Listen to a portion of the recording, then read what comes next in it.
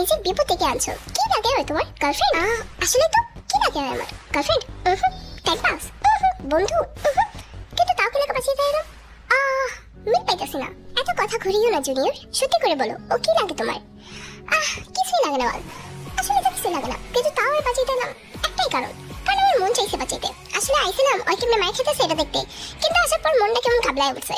মায়ের খেতে ওর চোখের পানি আমার সহ্য হইতেছিল না, তাই মন চাইলে বাঁচাইতে এলাকা বাঁচিলাম, অন্য কোনো কারণ নেই। তবে একটা কথা না আপনাদেরকে জানাই রাখতে চাই, আমি যাওয়ার পর ওর ক্ষতি করবেন এমন যারা ভাবতেছেন না, এরকম কিন্তু ভাবতে আসে না। আমি কিন্তু পার্সোনালি নিয়ে নেবো এই ব্যাপারটা।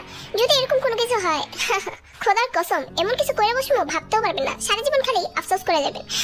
আপনাদের সাথে আর বেশি কথা বলতে ভালো লাগতেছে না। দেই তো আর প্যান্ডানি কমামু, রুম থেকে বাইরন দেই কান্দাছে কেলেকা থাপড়ায় থাপড়ায় কান্দাটা একটু বন্ধ করাই। মেয়েগুলো প্রথমে যেতে চাইল না, কিন্তু পরে জাঙ্কুকের ঝাড়ি শুনে যেতে বাধ্য হলো। বের হওয়ার পর কত ধরনের পরিকল্পনা জাঙ্কুকে এটা খাটাবে জেল খাটাবে এই সেই, কিন্তু তারাও জানে পরিকল্পনা কখনোই সফল হবে না। এই প্যানেলা মেয়া দেখ সিরিয়াসলি কইতাছি, আমার না আর এসব সহ্য হইতেছে না। কান্না থামা তো, আমার সাথে এভাবে কথা বলতে আসবে না। আসছিস কেন তুই এখানে? আমি আসতে কইছিলাম? ওরে বাবা তুই কে রে? তোর কইতে দিতে হবে আমার আসতে মন চাইছে আমি আসছি। নাটক ভালো লাগতেছে না। কেন আসছিস বল, স্বীকার কর। আচ্ছা শোন তাইলে, তোর হোস্টেলের মেয়েরা অনেক সুন্দর তো, তোর কেমনে সুন্দরী মেয়েরা পিডায় এই পিডানি দেখতে আইছিলাম। শেষ। ওয়াও ভালো তো। তাহলে আমার হলে কি করতেছস? ওগো হলে যা, ওগো সৌন্দর্য দেখ। আমার হলে কি তোর? ওই তর্ক বেশি করে লইতাছস না? মেজাজ খারাপ হলে কিন্তু থাপড়া মতো এখন। কথা বাড়ানো নাকি চুপচাপ খাটের মধ্যে গিয়ে শুয়ে পড়ছে। শুয়ে শুয়ে ফুফিয়ে ফুফিয়ে কান্না করছে। ব্যাপারটা বুঝতে পারে জানো। মাইয়া মানুষের কান্দা আমার সহ্যই হয় না। এত কান্দাছস কেন? সুন্দরই তো লাগতেছে, চুলি তো করছে, আর তো কিছু না। কত সুন্দর লাগতেছে একটা ছায়া। অন্যান্য মেয়ে করছে এখনো তুই সুন্দর। আমার ঠিক মাথায় পড়তো কাইটা টুকরা টুকরা করে তোর মতো বানায় দিছে। আর তুই কইতাছিস তোমার সুন্দর লাগতেছে? যা সত্যি তাই করলাম। তুই আমার নজর দিয়ে দেখ, আগে তো চুল লম্বা লম্বা ছিল, কেমন জানি উকুন টুকুন থাকতো। আমার চোখের সামনে দিয়ে কয়টা উকুন হাইটা গেছে তোর মাথা দিয়া। এখন দেখ চুল ছোট বিন্দাস। আমার সুন্দর লাগে না আমার চুলে? আমার চুল তো ছোট, তোরও সুন্দর লাগতেছে। আগে কেমন জানি লাগতো, এখন হট এন্ড সেক্সি লাগতেছে। ভালো না ব্যাপারটা? তাই কিছুই বলো না, জাঙ্কুকের দিকে তাকিয়ে ফুফিয়ে ফুফিয়ে কান্না করছে। কান্না বন্ধ করার চেষ্টা করছে, কিন্তু কান্না বন্ধ হচ্ছিল না। তাই তখনই জাঙ্কুক হুট করে তাকে পেছন থেকে হাত করলো। জাঙ্কুকের থুতনিটা তের ঘাড়ের উপরে। কি পারে কান্না শুরু করছিস সাথে? তুই কান্না আমার ভালো লাগে না। তুই জানোস তুই কান্না তোর কত সুন্দর লাগে? আমি তো এত সৌন্দর্য কন্ট্রোল করতে পারবো না। তোর এই সৌন্দর্য দেখে তো তোর প্রেমে যে কোনো টাইমে উষ্ঠ হয়ে পড়ে যাবো। ব্যাপারটা খারাপ লাগবে আমার কাছে। এমন যখনই প্রশংসায় কান্নার মাঝেও হেসে দিল। তাই এই তো এবার ঠিক আছে, হাসলে তোর মুখ থেকে চোখ সরানো যায়, কান্নে চোখ সরানো যায় না। এখন আমি যাই, এত কথা বলতে ভালো লাগতেছে না বুঝছো। বাসে যায় 1-2 প্যাক খাওয়া লাগবে আমার। কিছুক্ষণ পর বাইক নিয়ে বাসে চলে গেল। নাচতে নাচতে বাসে যাচ্ছে জাঙ্কুক। বাসায় গিয়ে পরের দিন আর ভার্সিটিতে আসা হলো না। জাঙ্কুকের ভালো লাগছিল না বের হতে, ঠিক করেছিল বের হবে না, কিন্তু রাতের বেলা জাঙ্কুকের না বের হলে অস্থির লাগে। গাড়ি নিয়ে বেরিয়ে পড়লো। রাস্তা দেখলো তেকে দেখে একদমই অবাক। তেতো থাকে হোস্টেলে, তেতো তো এই টাইমে রাস্তায় থাকারই কথা না। ওরে শালা তুই এনে কি করিস রে? রাত বাজে 11:30। তোর তো হোস্টেলের বাইরে আসার কথা না। বয়ফ্রেন্ডের লোকে দেখা করতে আইছস নাকি মেয়েরা তোর ঝাড়ু পিটা করে হল থেকে বাইর করে দিছে? কোনটা? মেয়েরা আমার বের করবে কেন? আমি নিজে ইচ্ছে বেরিয়েছি। হলে থাকতে ভালো লাগতেছিল না। আর বয়ফ্রেন্ড নাই আমার। এরকম বালসার প্রেম পেয়েতে আমি করি না, ভালো করেই জানোস তুই। হ্যাঁ শালা এইদিকে তোর আর আমার অনেক মিল আছে বুঝছস। আমার এইসব প্রেম পেয়েতে ভালো লাগে না। ঘুরতে যেতে পারিস? আয় তোরে নিয়ে আজকে ঘুরি। যদিও ঘুরে আমার শেষ বাসে যেতেছি। চল তোর বাসে নিয়ে 2 প্যাক মদ খাওয়া আজকে। চল চল চল। তুই একা বাসে থাকস, তোর বাসে যে আমি কি করবো? রাত কাটাবি আমার সাথে। চল। না যাবো না। ওরে বাবারে তোর অনুমতি চাইতে বসে আছি আমি এখানে। আমি চাই তুই যাবি, এলাকা তুই যাবি, অন্য কোনো কারণ নেই। ওঠ গাড়িতে ওঠ। থাপড়ানোর আগে গাড়িতে ওঠ। তেও কিছু বললো না, নিজের ইচ্ছাতেই গাড়িতে উঠে পড়লো। তারপর জাঙ্কুক এক ড্রাইভ করে তেকে নিয়ে চলে গেল নিজের বাড়িতে। বাড়িটাতে অনেক বেশি দুর্গন্ধ ছিল। জাঙ্কুক মদ টদ খেয়ে একাকার অবস্থা করে রাখে বাড়ি। বাড়িটা একদম অগোছালো, গন্ধে টিকা যাচ্ছে না। কি যখন গন্ধ তোর রুমে, মানে তোর বাসাতে। ছি মদের গন্ধ তো তাই তীব্র। আমি তো প্রতিদিনই মদ খাই, তীব্র গন্ধ আমার কাছে ভালো লাগে। তুই জানোস তোর শরীরের গন্ধ অনেক বেশি তীব্র। তুই আমার বাসায় আইসা পড়, গন্ধের জিনিস আমার ভালো লাগে তো। তোর গন্ধ যদি বাসায় মিশে থাকে ভালো লাগবে ব্যাপারটা। চমৎকার। আমার শরীরে কোনো গন্ধ নেই, আমি প্রতিদিন গোসল করি। তাই নাকি? কেমনে গোসল হয় যে প্রতিদিন গোসল করস? একটা কাজ কর, আজকে আমার সামনে গোসল কর। একটু মদ খাইছে তো আবেগও কাজ করতেছে। তোর এমনিও দেখার ইচ্ছা আছে, কেমনে গোসল করস দেখতে চাই। একটা থাপ্পড় মার মধ্যে না। থাপ্পড় মারবি? আয় মার। আয় একটা কাজ করি, কিছু খেলি, থাপ্পড় থাপ্পড়ি খেলি। তুই আমার থাপ্পড় দে, আমি ওই বিনিময়ে তোরে থাপ্পড় দেবো। কিন্তু কই দেবো এটা তুই ডিসাইড করবি, আর আমি কই দেবো এটা আমি ডিসাইড করবো। ঠিক আছে? হয়েছে কিনা তোর আজকে? তুই একটু ডাবল মিনিং কথাবার্তা কইতেছিস না আমার লগে? দুর্বল কি করবো রে? মদ খাইছি তো, মদ খেলে এমনি মনটা কেমন জানি উতলা উতলা হয়ে যায়, আবেগ আয় পড়ে। আর তোরে দেখলো আবেগ আয় পড়ে। কতবার মদ খাই অন্যান্য মায়ের সামনে গেলাম, আবেগ গেল না, তোর সামনে উতলা উতলা পড়তেছে। তোরে আজকে বাসায় আনাটা ঠিক হয় নাই রে। তাই কিছুই বলো না। জাঙ্কুকের দিকে অবাক হয়ে কিছুক্ষণ তাকিয়ে রইল।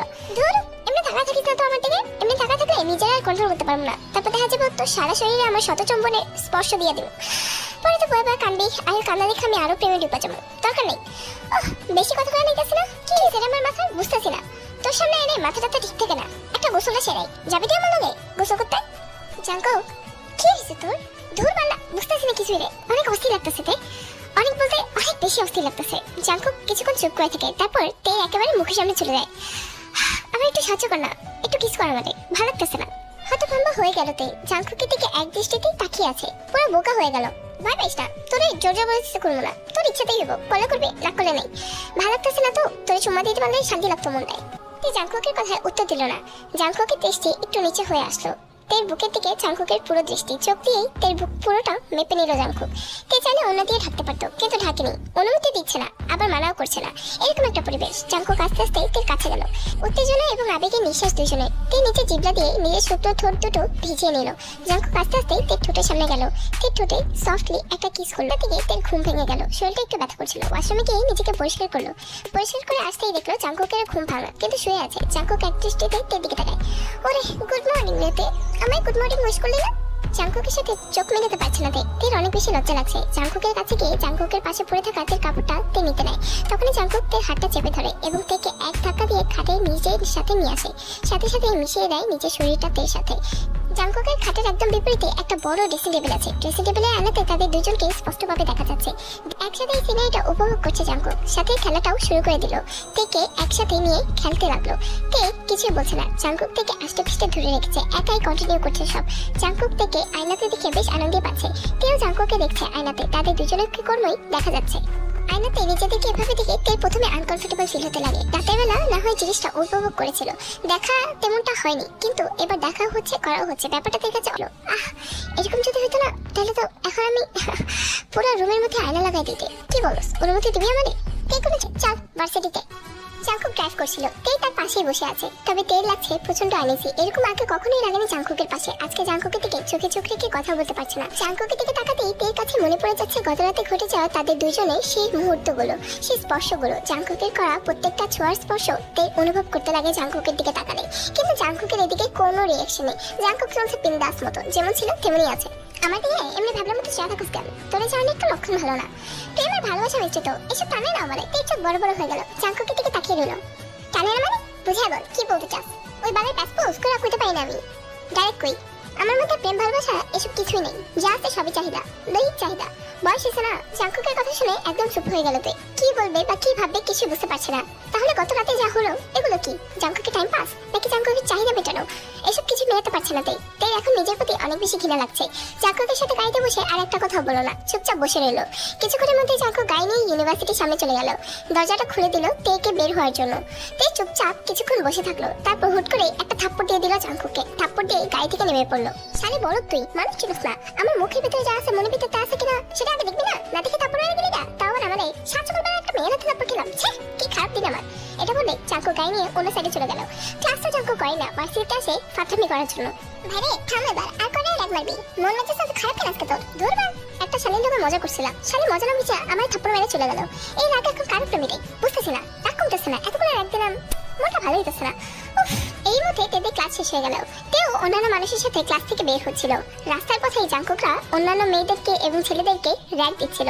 তখনই জাঙ্কুকের গায়ে একটা নতুন সদস্য বুকাম জাঙ্কুকে বেরোলো। ভাই মালটা সেই, এটা রাখতাম না, আহেন না একটু মজা নেই। জাঙ্কুক কিছুই বলল না, তের দিকে চুপচাপ তাকিয়ে রইল।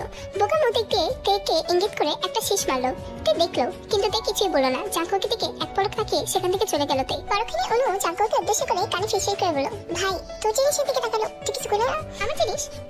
শালি আমার জিনিস না, আমার জিনিস হলে তো আমার মামা বুঝতো, আমার তো হাবাবই বুঝে না। শালি শালিকে মুখের কথা বুঝে, আমার জিনিস না, বাঁচামো কেন? ভাই রে যে যাই হোক, ভাইটার আমার অনেক ভালো লাগছে, আমি তো আমার গার্লফ্রেন্ড বানাবো ঠিক করে রাখছি। ওরে বাবা বেরিয়ে চলে নাকি তোর মনের মধ্যে? এতগুলো ফ্রেস্তা হাইটে গেল, সব থেকে তোর কাছে ওই শয়তানটারই ভালো লাগলো, যে শয়তানটা আমি নিজে করে রাখছি।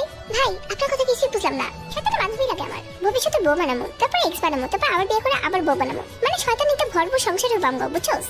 বোকাম বুঝতে পারলো, আর কিছুই বললো না। অন্যদিকে তে হলে গিয়েই দেখতে পেলো তে জিনিসপত্র সবকিছু ভাঙচুর করে একাকার অবস্থা। মাথাটা খারাপ হয়ে গেল তের। অন্যান্য মেয়েরা যারা জাঙ্কুককে দেখতে পায় না, জাঙ্কুকের সাথে শত্রুতার কারণে যে তের এই অবস্থা করেছে তা বুঝতে আর বাকি রইল না। তের কাপড়ের ব্যাগের ভিতরে সেমিস্টারের টাকা ছিল, কালকে সেমিস্টারের ফি দেওয়ার লাস্ট ডেট, কিন্তু সেই টাকা কাপড় সবই চুরি হয়ে গিয়েছে।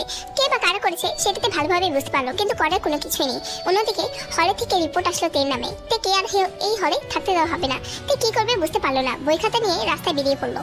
মাগরিবের আজান শোনা যাচ্ছে। তে ফুটপাতের উপরেই বসে আছে, কি করবে বুঝতে পারছে না। সাথে আছে কিছু বই খাতা এবং নিজের কয়েকটা কাপড়, হাতে মোবাইল থাকা সত্ত্বেও কাউকে